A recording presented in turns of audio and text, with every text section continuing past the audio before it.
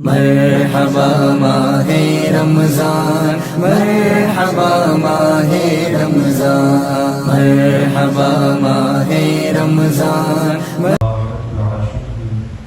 صلی اللہ تعالی علیہ وآلہ وصحبہ وبارک وسلم کی بارگاہ میں اپنی غلامی کا ثبوت دے، اور جس طریقے سے میں پڑھا ہوں میرے ساتھ مل کر عقیدت و محبت میں ڈوب کر حضور کے ساتھ نذران محبت پیش کریں۔ الصلاۃ والسلام علیک یا رسول اللہ، الصلاۃ والسلام علیک یا حبیب اللہ، الصلاۃ والسلام علیک یا نبی اللہ، وعلى آلك وأصحابك يا نور الله، صلى الله تعالى عليه وسلم۔ دوستان محترم، تجارت کے نظر و اصول اس ٹاپک پر ہماری گفتگو چل رہی ہے۔ اللہ کے رسول صلی اللہ تعالی علیہ وآلہ وسلم نے اپنی امت کو ایسی تعلیمات عطا فرمائی ہیں جس میں کوئی امتی بیکار نہ بیٹھے اور کوئی بھی لا یعنی بے مقصد اور فضول کاموں میں وقت نہ گزارے۔ اللہ کے رسول صلی اللہ تعالی علیہ وسلم نے تجارت کے حوالے سے، پیشے کے حوالے سے، کاروبار اور کام کاج کے حوالے سے اپنی امت کو ابھارا اور اس پر انہیں بشارتیں بھی عطا فرمائی۔ اللہ کے رسول صلی اللہ تعالی علیہ وسلم ارشاد فرماتے ہیں، ان اللہ تعالی یحب المؤمن المحترف، بے شک پیشہ ور مسلمان کام کاج کرنے والے مومن سے اللہ پیار فرماتا ہے۔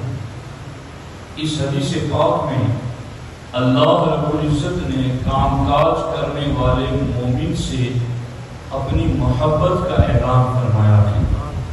یہ بہت بڑی بات ہے اگر آپ اس کو محسوس کر سکیں، بلکہ جس پیشے پر، جس کام پر اللہ تعالیٰ نے محبت کا اعلان فرمایا ہے، جب مومن ایسے حلال کام میں مشغول رہتا ہے تو آگے وہ کام اس کی بخشش کا بھی ذریعہ بن جاتا ہے۔ ہمارے آقا علیہ السلام ارشاد فرماتے ہیں، من امسا قالا من عمل یدیہ امسا مغفورا لہ۔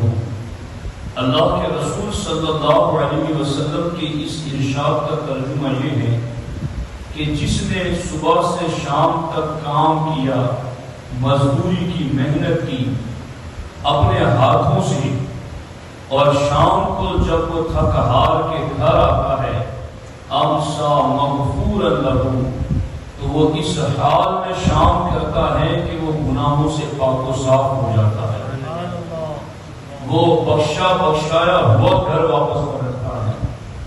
تو اگر حلال کام میں بندہ اپنے ہاتھوں سے مزدوری کرتا ہے تو مغفورا لہ کی بشارت اس مومن کے لیے بھی ہے۔ اللہ تبارک و تعالی اس مومن سے بھی پیار فرماتا ہے، اور اسی پر بس نہیں ہے، رب پیار بھی فرماتا ہے اور رب کی بارگاہ سے اس کے لیے مغفرت یافتہ ہونے کی بشارت بھی ملتی ہے۔ آگے اس پر اتنا بڑا انعام ہے کہ ہمارے نبی علیہ الصلوۃ والسلام ارشاد فرماتے ہیں، من طلب الدنیا حلالا، جس نے دنیا سے حلال کو طلب کیا اور دنیا سے رزق حلال کی طلب میں لگا رہا، استعفافا عن المسألہ، اس لیے دنیا سے حلال طلب کرتا رہا کہ کسی سے بھیک نہ مانگنی پڑے، کسی سے سوال نہ کرنا پڑے، کسی کے سامنے دامن نہ پھیلانا پڑے، وسعيا على أهلي، اور اس لیے دنیا سے حلال طلب کرتا رہا کہ اپنے والدین بیوی بچوں کے لیے کوشش کرتا رہے، وتعففا على جاره، اور اس لیے دنیا سے حلال طلب کرتا رہا کہ اگر کچھ ملے گا تو میں اپنے پڑوسی کے ساتھ بھی بھلائی کروں گا، اس کو بھی کچھ دوں گا اور اس کے ساتھ بھی خیر اور بھلائی کا معاملہ کروں گا۔ ہمارے آقا علیہ السلام ارشاد فرماتے ہیں جس نے دنیا سے حلال ان تین باتوں کی وجہ سے طلب کیا کہ کسی سے مانگنا نہ پڑے، اپنے اہل و عیال کی ذمہ داری نبھائیں، اپنے پڑوسیوں کے ساتھ بھلائی کا سلوک کریں، اگر کسی نے ان تین نیتوں سے دنیا سے رزق حلال طلب کیا، لقی اللہ ووجهه كالقمر ليلة البدر، سرکار فرماتے ایسا بندہ قیامت کے دن رب کا دیدار کرے گا، ووجهه كالقمر ليلة البدر، اور اس وقت دیدار کرنے والے بندے کا چہرہ 14ویں رات کے چاند کی طرح چمک رہا ہے۔ آپ غور فرمائیں، یہ ہے رزق حلال کی طلب میں کوشش کرنے والے کا جو ثواب۔ اسی لیے ہمارے آقا علیہ السلام نے کبھی بھی ایسے بندے کی حوصلہ شکنی نہیں کی جو رزق حلال کی طلب میں کوشش کرتا، مزدوری کرتا، محنت کرتا۔ سرکار نے ایسوں کے حوصلوں کو بڑھایا، انہیں رب کی رضا، رب کی محبت، مغفرت اور رب کے دیدار کی بشارتیں عطا فرمائی تاکہ یہ نٹھلے پن میں مبتلا نہ ہو جائے، یہ بیکار اور لایانی کاموں میں مشغول نہ رہے، بلکہ یہ کام کرنے والے بنے۔ اللہ کے رسول علیہ السلام کی بارگاہ میں ایک انصاری صحابیہ ہے اور انہوں نے حضور علیہ السلام کی بارگاہ میں سوال کیا، کچھ مانگا، تو ہمارے آقا علیہ السلام نے ارشاد فرمایا تمہارے پاس کچھ بھی نہیں ہے؟ انہوں نے کہا کہ حضور میرے پاس ایک ٹاٹ ہے جس کا ایک کنارہ بچھاتے ہیں اور دوسرا کنارہ اوڑھتے ہیں، اور دوسری چیز میرے پاس لکڑی کا کٹورا ہے جس سے ہم پانی پیتے ہیں۔ تو یا رسول اللہ صلی اللہ علیہ وسلم اس کے سوا کچھ نہیں ہے، اس لیے میں نے آپ سے سوال کیا۔ اب ہمارے آقا کی شان تو یوں ہے وَأَمَّا السَّائِلَ فَلَا تَنْهَرْ، معبود مانگتا آ جائے تو اس کو جھڑکنا نہیں ہے۔ رب نے خزانے دیے ہی اس لیے ہیں جو مانگے اسے عطا کرو، مگر یہاں چونکہ اگر ان کو دے دیا جاتا تو کہیں امت میں مانگنے کی حوصلہ افزائی نہ ہو جائے کہ چلو بھیک مانگا جائے اور بھیک مانگنے کی حوصلہ افزائی ہو جائے۔ سرکار دو عالم صلی اللہ علیہ وسلم نے انہیں ایسا عطا کیا کہ باقیوں کو بھی اس کا سبب مل گیا۔ سرکار نے فرمایا بس وہ چادر ہے جس کا ایک کنارہ بچھاتے ہو اور ایک اوڑھتے ہو، اور ایک کٹورا ہے لکڑی کا جس میں پانی پیتے ہو۔ کہا ہاں حضور بس اس کے علاوہ نہیں ہے، کہا لے آؤ میرے پاس۔ جب وہ لے کر آئے تو ہمارے آقا علیہ السلام نے ان دونوں چیزوں کو اپنے ہاتھ میں لے کر اسے نیلام کیا۔ سرکار نے فرمایا کون ہے جو اس کو خریدے گا؟ تو ایک شخص کھڑے ہوئے، انہوں نے کہا حضور میں 1 درہم میں خریدوں گا۔ سرکار نے 3 مرتبہ پوری کر، کون ہے جو اس سے زیادہ میں خریدے؟ تو ایک اور شخص کھڑے ہوئے، انہوں نے کہا حضور میں 2 درہم میں خریدتا ہوں۔ تو اللہ کے رسول صلی اللہ علیہ وسلم نے ان کی وہ چادر ٹاٹ اور وہ کٹورا دونوں ان کو دے دیے اور 2 درہم لے لیے، اور اللہ کے رسول علیہ السلام نے وہ 2 درہم لے کر کے دونوں درہم لے کر سرکار نے اس صحابی کو دیا انصاری کو، اور کہا 1 درہم کا اناج لے لو اور گھر دے کر آؤ، اور 1 درہم کا کلہاڑی لے کر کے آؤ۔ اور جب وہ گھر گئے تو 1 درہم کا اناج دیا، گھر دے دیا، 1 درہم کی کلہاڑی خریدی جس سے لکڑیاں کاٹی جاتی ہیں، وہ لے کر آئے۔ تو سرکار دو عالم صلی اللہ علیہ وسلم پہلے سے اس کا دستانہ تیار کر کے بیٹھے تھے، اور سرکار کی خدمت میں اس کار نے وہ بیٹھ اس میں لگا دیا، اور پھر سرکار نے فرمایا اب سیدھے جنگل چلے جاؤ اور 15 دن تک یہاں نظر نہ آنا، لکڑیاں کاٹو اور بازار میں لا کر کے بیچو۔ وہ صحابی کہتے ہیں میں لکڑیاں کاٹتا رہا، بیچتا رہا، 15 دن کے بعد واپس آیا تو کھا پینے کے باوجود بھی میرے پاس 10 درہم بچ گئے. تو سرکار دو عالم صلی اللہ علیہ وسلم کی خدمت میں ہوا ہے اور کہا حضور میرے پاس 10 درہم بچ گئے ہیں. ایک روایت میں یہ بھی ہے کہ ان کے ہاتھ کھردرے ہو گئے، چونکہ محنت کرے گا تو نرم نرم تو ہاتھ نہیں رہیں گے، کچھ چھالے بھی پڑیں گے، کچھ تکلیف بھی ہوگی. تو ایک روایت میں یہ بھی ہے کہ سرکار نے ان کو ہاتھوں کو دیکھا، پکڑا اور ہاتھوں کو چوم لیا. ان کے ہاتھوں کو سرکار نے چوم لیا اور سرکار نے فرمایا کہ تیرے لیے یہ کتنا بہتر ہے کہ تو کسی سے مانگتا، اس سے بہتر ہے کہ تو نے خود کوشش کی، خود محنت کی. اور در حقیقت بھیک مانگنے کے حوالے سے بہت سخت وعیدیں ہیں کہ جسے اجازت نہیں اگر وہ مانگتا ہے صحت مند تندرست آدمی بغیر کسی ضرورت شریعہ کی، تو سرکار نے فرمایا قیامت کے دن اٹھے گا تو اس کے چہرے پر گوشت نہیں ہوگا، گوشت جھڑ جائے. اور یہ علامت ہوگی کہ یہ دنیا میں لوگوں سے سوال کیا کرتا. تو ہمارے آقا علیہ السلام نے کیسا طریقہ عطا فرمایا کہ یوں تم مانگنا نہیں تم نے، بلکہ تم نے کوشش کرنے تم صحت مند ہو. اسی لیے ایک صحابی ایک جگہ سے گزر رہے تھے، صحابہ کے ساتھ سرکار کے ساتھ صحابہ بیٹھے تھے. وہ صبح صبح طاقتور توانا تھے اور لوگ جہاد میں جانے کی تیاریاں کر رہے تھے اور وہ بازار کی طرف جا رہے تھے. ایک صحابی نے کہا حضور یہ طاقتور توانا شخص ہے، اتنا اچھا ہوتا کہ اللہ کی راہ میں چلتا، یہ جہاد کے لیے نکلتا.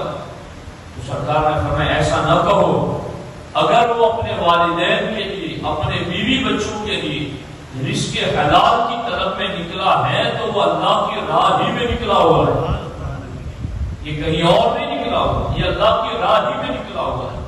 تو ساتھیوں اب یہ چیزیں جہاں تک جو میں نے بیان کی نا، یہ مجھے گجرات میں بیان کرنی چاہیے جہاں نٹھلا پر بہت زیادہ ہے. یہاں تو چونکہ آتے ہی ہیں محنت کے لیے، یہاں تو لوگ آئے ہی ہیں کاروبار کے لیے، تو یہاں تو لوگوں کو وقت اور قیمت کا احساس، اس لیے خوب وقت کام میں لگاتے ہیں. مگر اب اگلی ڈیوٹی آپ کی ہے جو میں آپ کو سنانے لگا ہوں. حضرت سیدنا معاذ بن جبل رضی اللہ تعالیٰ عنہ فرماتے ہیں سب سے پاکیزہ روزی کس تاجر کی؟ جاننا چاہے گا سب سے پاکیزہ روزی کس تاجر کی؟ حضرت معاذ بن جبل فرماتے جس میں یہ عادتیں آ جائیں اس تاجر اور بزنس مین کی روزی سب سے پاکیزہ روزی ہے. وہ ارشاد فرماتے ہیں کہ پہلا یہ وصف اس میں ہو کہ جب وہ بات کریں تو جھوٹ نہ بولے، جب اس کے پاس کوئی چیز امانت کے طور پر رکھی جائے تو اس میں خیانت نہ کرے، جب وعدہ کرے تو اس کی خلاف ورزی نہ کرے، جب کوئی چیز خریدے کسی سے تو اس میں عیب نہ نکالے، اور جب کسی کو کوئی چیز بیچے تو اس کی بیجا تعریف نہ کرے، اور جب اس پر کسی کا کچھ حق نکلتا ہو تو حق دینے میں سستی نہ کرے، اور جب اس کے اوپر کسی کا حق ہو، جب اس کا حق کسی کے اوپر ہو لینے کا تو لینے میں سختی نہ کرے. اگر یہ 6 عادتیں کسی تاجر میں پیدا ہو جائیں تو حضرت معاذ بن جبل فرماتے اس کی روزی سب سے زیادہ پاکیزہ روزی ہے. اب غور کر رہے کہ بزنس مین ہے، کاروباری ہے، تو بات کریں تو جھوٹ نہ بولے. اب دیکھ لیں دکاندار لوگ کہ ان کا کیا معاملہ ہے، کیا رویہ ہے. دوسری چیز یہ کہ جب ان کے پاس امانت رکھی جائے تو اس میں خیانت نہ کرے. جتنے لوگ کسی اور کی دکان پر جاب کرتے ہیں وہ لوگ اس سے نصیحت حاصل کرتے ہیں کہ تمہیں کوئی امانت کے طور پر دے کر گیا ہے تو تم اس میں خیانت کر رہے ہو اور پھر یہ ڈھونڈ رہے ہو کہ برکتیں نہیں ہوتی.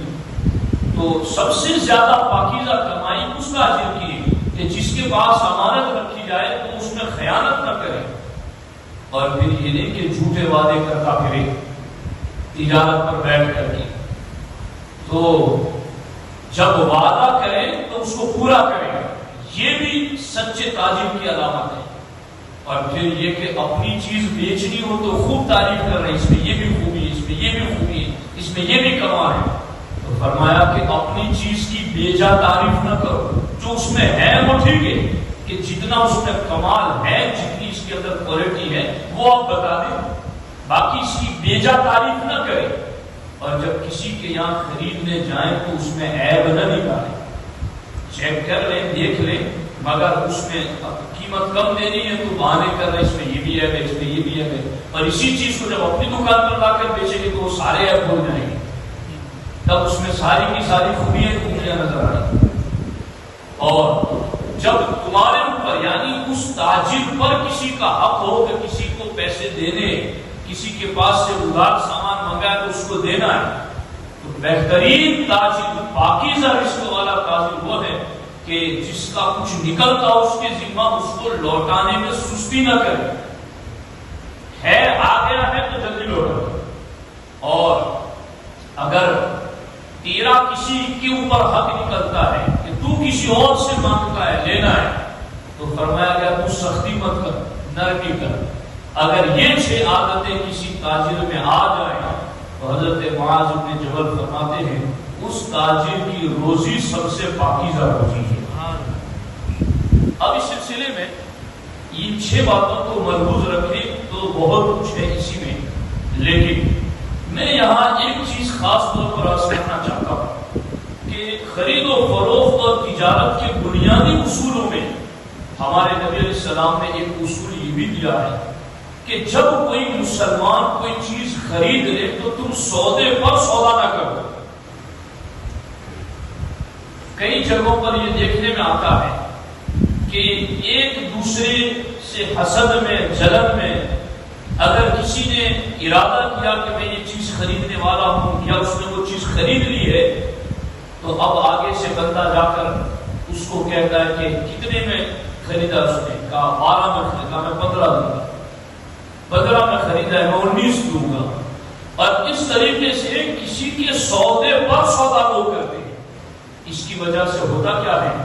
اس کی وجہ سے نقصان اپنے مومن بھائی کا تو ہوتا ہے، اور ایسا کرنے سے ہمارے نبی علیہ السلام نے سختی کے ساتھ منع کیا ہے کہ جب کوئی مومن سودا کر لے تو تم اس کے سودے پر سودا نہ کرو، بلکہ ہونا تو یہ چاہیے تھا کہ اگر تم کاروباری تاجر بزنس مین ہو تو تم یہ سوچتے کہ میں اپنے اس مومن بھائی کا بھلا کیسے کروں، کہ وہ یہ چیز خرید رہا ہے، اس کو نہیں پتا کہ یہ اتنی قیمت ہے، وہ زیادہ دے رہا ہے، تو لاؤ میں خیر خائی کر کے اس کو بتاؤں کہ مجھے پتا چلا ہے کہ تم فلاں مکان خرید رہے ہو اور تم نے اتنے میں سودا کیا ہے، لیکن ذرا دیکھ کے خریدنا، اس کے اندر تھوڑی یہ کمی ہے تو تم تھوڑا اچھی طرح سے دیکھ سنبھال کر کے سودا کرنا۔ تو ہونا تو یہ چاہیے تھا کہ اس طرح سے وہ کرتے، مگر آج اس کا معاملہ بالکل برعکس ہو گیا اور اس کی وجہ سے پوری قوم بھگت رہی ہے، ایک بندہ نہیں پوری قوم اس کی سزا بھگت رہی ہے۔ اب میں اس پر 2 باتیں آپ کی خدمت میں عرض کرتا ہوں، اگر وقت رہا تو دوسری ورنہ ایک اور اس کے اوپر کل انشاءاللہ تفصیل اسی کو بھی کریں گے۔ اب دیکھو یہاں پر حضرت سیدنا جریر بن عبداللہ رضی اللہ تعالیٰ عنہ صحابی رسول ہے، انہوں نے اپنے غلام کو بازار بھیجا، جاؤ میرے لیے گھوڑا خرید کر لاؤ۔ غلام بازار گیا، اس نے گھوڑا دیکھا عمدہ تھا، 300 درہم میں اس کا سودا کر لیا کہ میں 300 درہم میں یہ گھوڑا خرید لیا۔ پھر گھوڑے والے کو گھوڑے سمیت لے کر حضرت جریر کے پاس لائے تاکہ 300 درہم اس کی قیمت ادا کرتے اور گھوڑا بھی لے لے۔